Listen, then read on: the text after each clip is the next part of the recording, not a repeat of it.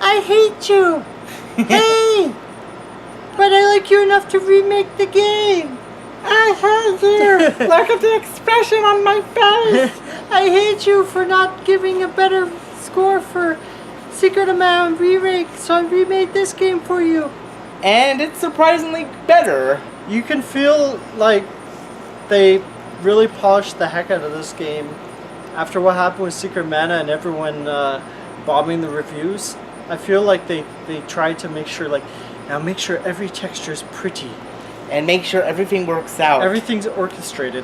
That's what I felt like. That's what I remember. But don't make it too Secret good. Mana. It's not Final Fantasy Remake. Yeah, it's not a Final Fantasy game, so don't make it so pretty that, you know, we will never ship. Yeah, this isn't a AAA game. This is more like a Triple game. B game.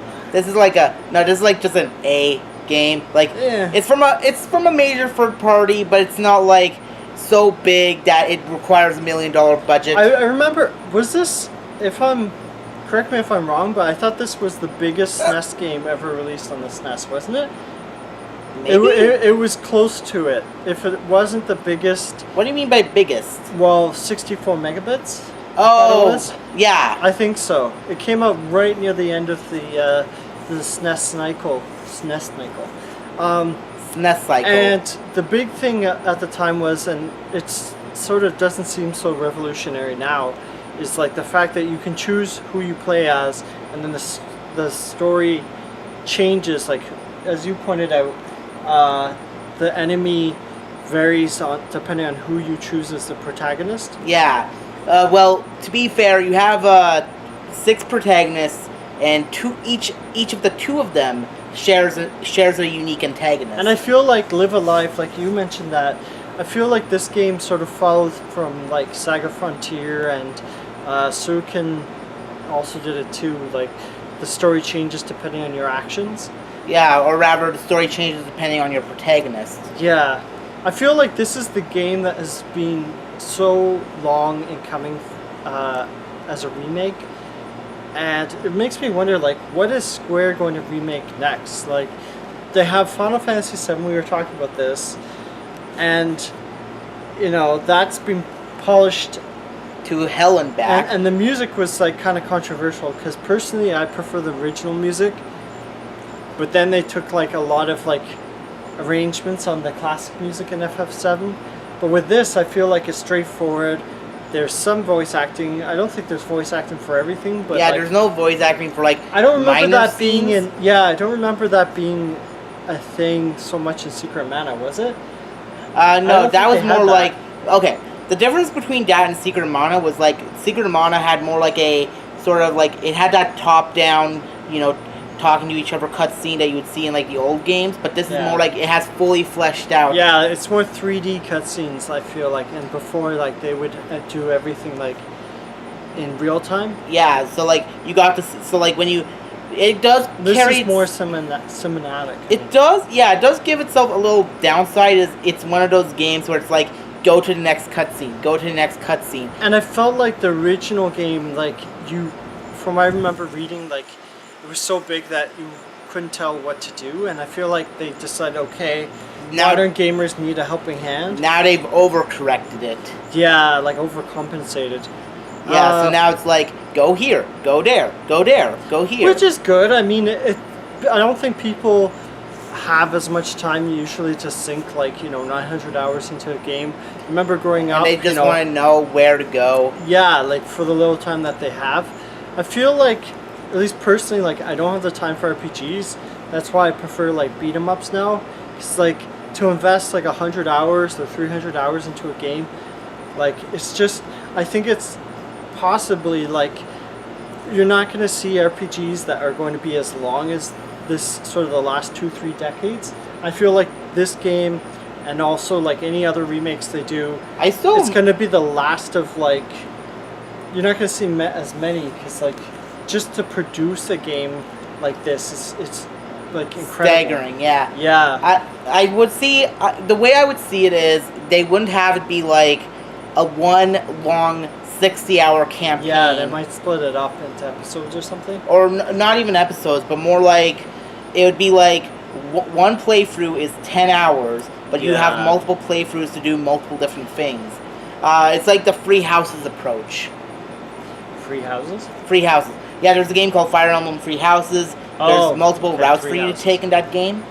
Yeah, see, that's the thing, because I just feel like with the cost of making games, and then now coupled with the cost of making games under COVID, where people have to do it from their home or wherever they work or can work, I just feel like spending $500 million on a game now, I really don't be surprised if we see many games that like are this ambitious, because this is a game from what, 3 decades ago, and like even Final Fantasy 6, like Square hasn't remade that, and like I'm feeling like it's going to take them 5 to 10 years to remake FF7 in like what, 3 or 6 episodes that they were planning.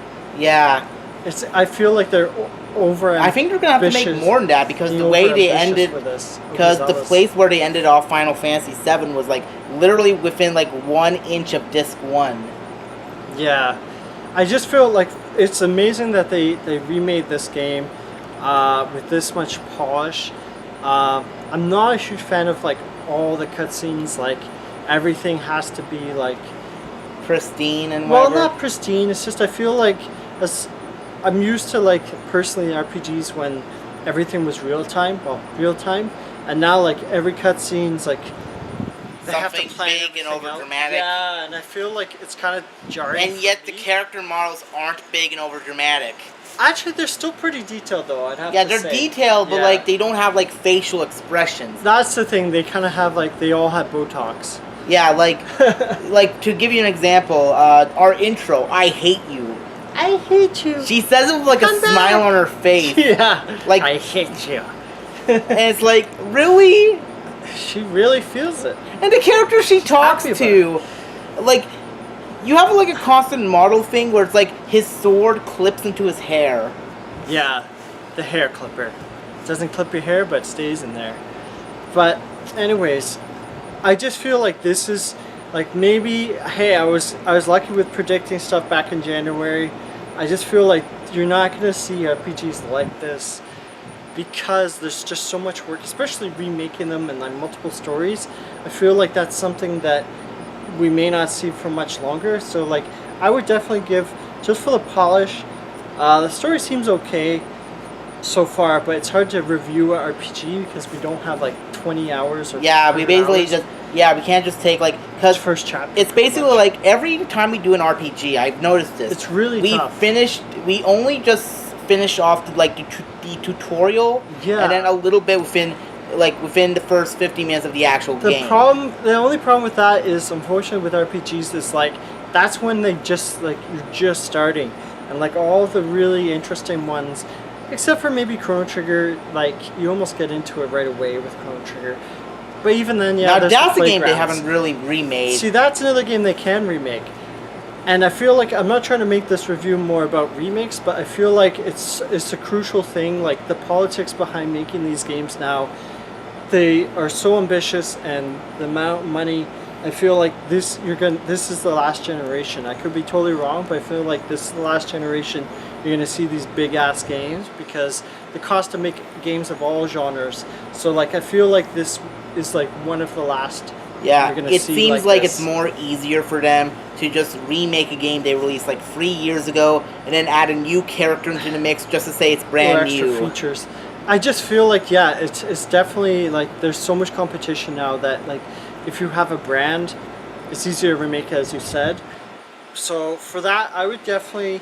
I don't usually give it games a good mark, but because I know how big this game is, you could easily spend, I guess, like 50 to 150 hours on this, just customizing, leveling up, and playing with your friends. And then like give it a 9 the replay value on top of it, because you have like 6 different characters, and each of them can be picked in any order. So. And I really, as I said, I really doubt you're going to see RPGs. I think, like from the Golden Age when I started, for me the Golden Age would be like early Final Fantasy through to now, and like I even feel like their RPGs are not the game right now. Like it was first-person shooters for a long time. Now it's sort of like, you know, first-person shooters / not arena combat, but it's hard to say what's gonna happen next because like I feel like they Battle did the Royale. the battle royales now, but who knows what's gonna happen next? And it should be interesting because I feel like Especially they've remade almost everything. So what are they gonna do next? That's especially what I really since love we're to in the see. cusp of a remake. No, Yeah. not a cusp of a remake. A cusp of a new generation. Yeah, and like they're bringing back Battletoads and Streets of Rage 4, and like I appreciate those games more because like you don't have to spend 150 hours, and I feel like modern life like it's very changed then now compared to then. Then you know you would have one game.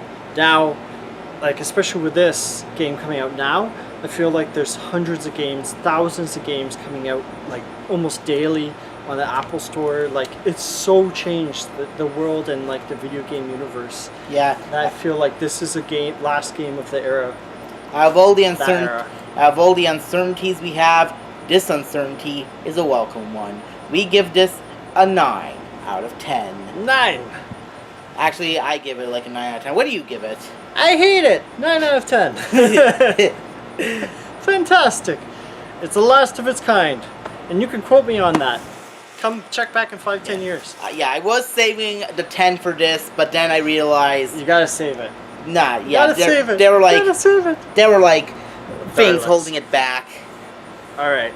Yeah, the biggest thing is I just feel like there's a lot of pop-ins. cutscenes, and I like. Oh yeah, you don't like the pop-in, but No, I don't. I like the pop-ins. It's just you like it. You it's like the Mary Poppins. It's polished, but like then you Shiny. see shit like that. It's like, oh, okay, it wasn't made with that much of a budget. I think if you don't like stuff, the game that is linear and like leads the way to where you have to go, you're not gonna like this. Cause like I was surprised that it tells you like go there, and there's a map. Dude, but I'm kind of it's- cool with it. It reminded me of Dragon Quest. I guess that's where Square Enix is going with all these games. Yeah, But they're just gonna take. that's why I'm saying like with RPGs, I really don't think.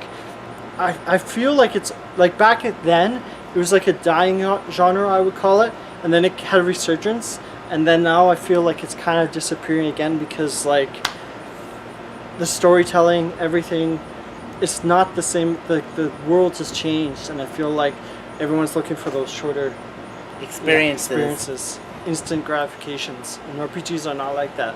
Will we be expecting a Mass Effect roguelike? We'll see. Will we expect a second wave? Not of RPGs. But COVID. keep on expecting the uncertain. Keep on expecting. The baby. When's it coming?